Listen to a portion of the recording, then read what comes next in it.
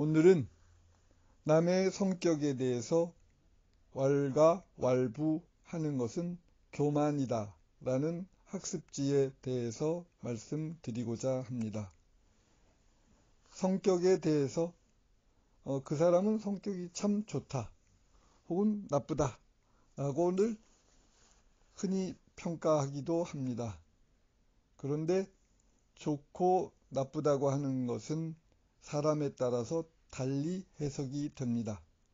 예를 들어서 성격이 결단이 빠른 성격에 대해서 쿨하다 혹은 아싸라다 이렇게 평가를 하기도 합니다만, 같은 성격에 대해서 생각 없이 말한다 혹은 경솔하다 라고도 평가할 수가 있습니다. 또 신중하다고 하는 혹은 내성적이라고 하는 성격도 보는 사람에 따라서는 의문스럽다 혹은 이중인격이다라는 평가까지도 받는 경우가 있습니다. 왜 이중인격이라고 판단하냐면, 사람이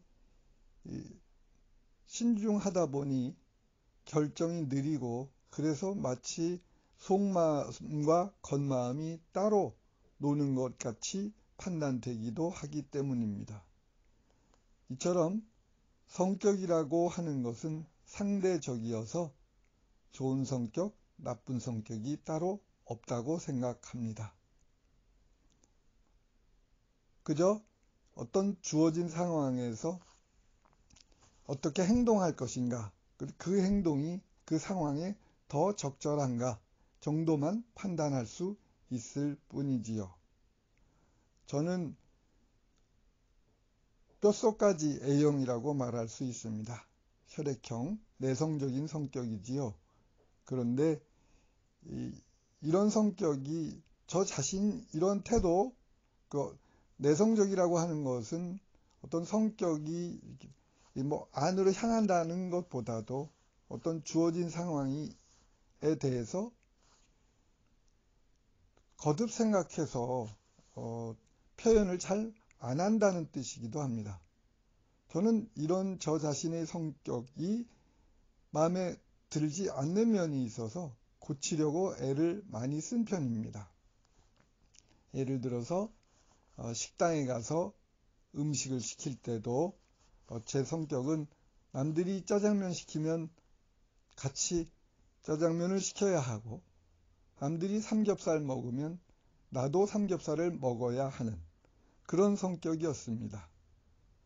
하지만 저는 삼겹살을 그다지 좋아하지 않거든요. 그래서 저는 훈련을 의식적으로 했습니다.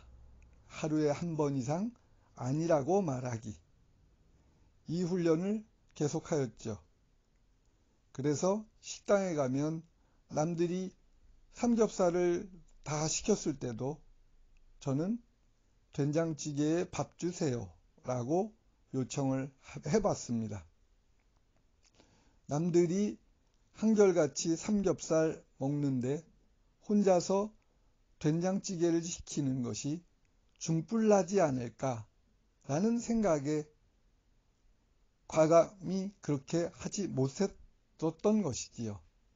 하지만 제가 된장찌개에 밥을 먹는다고 누구도 거기에 대해서 이의 제기를 하거나 탓을 하지 않더라고요.